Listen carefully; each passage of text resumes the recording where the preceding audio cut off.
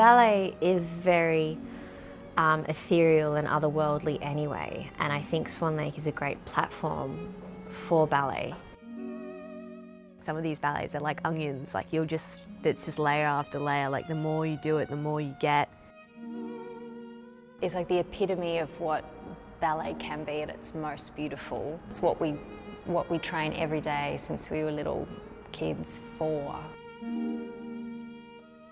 We have good and bad in all of us, and that's why this is such an amazing role for a dancer to tackle, because you have to dig deep and find both sides of yourself within that role. In Odette, you know, she's got this intense sadness and vulnerability and fragility, but she's still got that strength of a beast, essentially. And Odile is really, that strength is just on the forefront, I think. It switches from being the thing that's like bubbling away inside to being out on show. Maybe one part of you relates more to Odette or Odile naturally, but it's such an enjoyable process to sort of find both those characters. I think when you first start something, you've got your goals, you know what you want to do, you've seen other people doing things, and you're like, I want to achieve all of that. And it's like this more is more is more is more. But then I think actually, it sounds like so counterintuitive, but then to actually go further, you kind of have to like release and like give in, and that's the key that will unlock the more. I think the thing is with Swan Lake is that the technical elements are actually the story. What I'm sort of starting to understand is that Odette speaks through that classicism. So she's speaking with an arabesque rather than a word or an emotion. Everything has to be something you feel within first, and then it evolves through your body.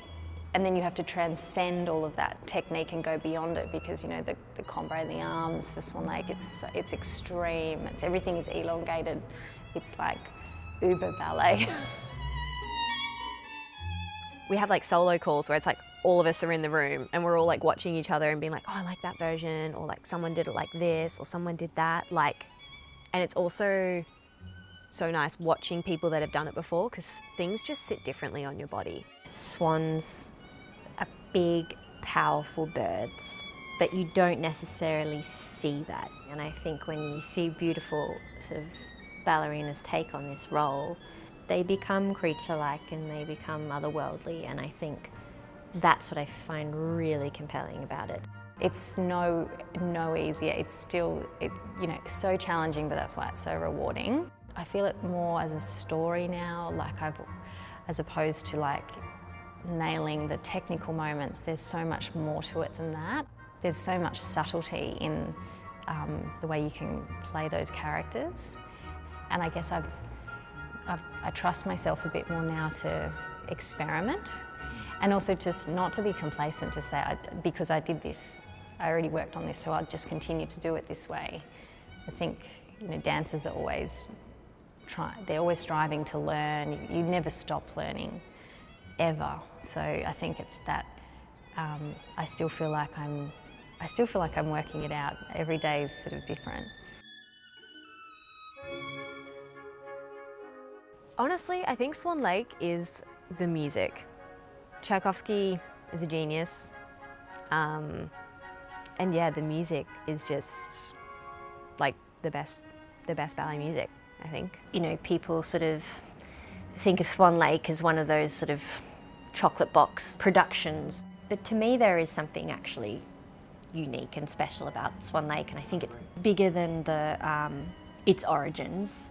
It's taken its own path and it's got its own life.